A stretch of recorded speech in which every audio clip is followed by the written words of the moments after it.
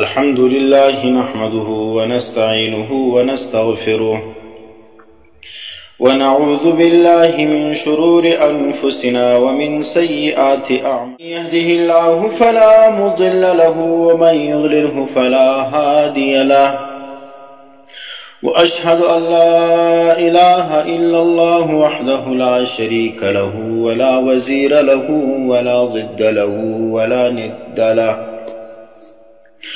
ولا مثل له ولا مثال له، وأشهد أن محمدا عبده ورسوله.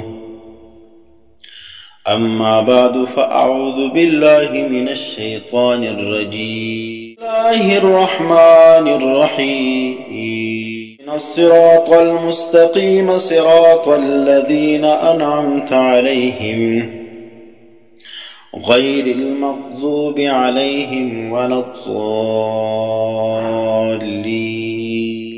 سامعینو زما عزتمندو، اسلام د الله پاک آخری کامل او مکمل دین دی. په دې اسلام کې نن موږ وینو مختلف قسم فرقې موجوده دي. داسې فرقه نشته چې هغه د خپل ځان ته حق نه وړه سونیسي بیا تر لاندې پورې سونیسي بیا تر لوی پورې. هر فرقه خپل ځان ته حق وایي، وایي زه پر حق باندې یم. و سوال دا دی که چیرې دا ټولې فرقې پر حق مابین کې دا دومره اختلاف او نزاع ولې موجوده ده چې پر حق باندې، نو بیا یو د بل خلاف د کفر فتواوي، د شرک فتواوي، د ګمراهۍ فتواوي ولې وي. او که چیرې په دې کې یوه فرقه حق باندې نو د هغې معیار څه دی، د هغې شناخت څه دی، په کوم بنیاد باندې موږ دا ووایو چې دغه فرقه په دې ټولو فرقو کې دا چې څه دا پر حق باندې ده. نو د دې یو اسانه جواب دی چې قرآن کریم د اهل حقو شناخت موږ ته راښولی وي او د هغه سره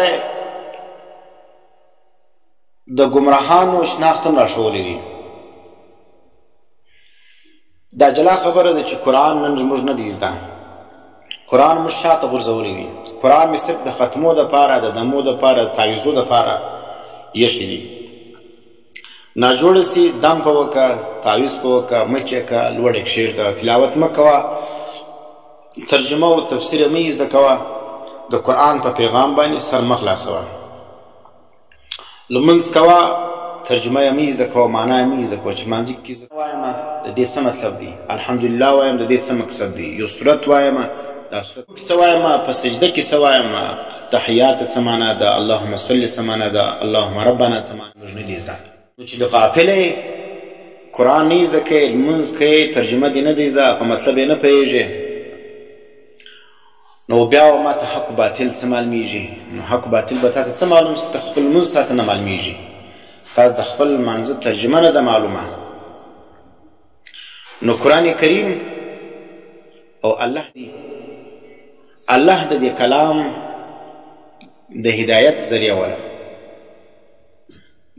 دغه کلام چې کوم دی الله پاک د انسانانو د هدایت ذریعه جوړه کړې وله. په دې کلام کې الله پاک د ښو خلکو د بدو خلکو پهچان مشترک کړی دی او بیا یې په دونه واضح الفاظو باندې او په دونه مختصر صورت کې چې سورة الفاتحه ده بیا یې پر موږ باندې لازمه کړې ده په هر رکعت کې، چې په هر رکعت کې به دا صورت وایه. نو سورة الفاتحه کې د اهل حقو هغه نښانې موجوده دي او د باطل پرستو نښانې هم پکې موجوده دي. نو د دې پریشانۍ حل چې کوم دی هغه قرآن کریم په سورة الفاتحه کې موږ ته راښولی دی.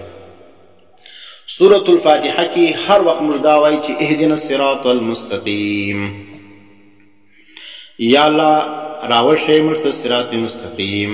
صراط مستقیم څه معنا؟ برابر. په لمانځه کې په هر رکعت کې دا موږ وایو او دلته لمانځه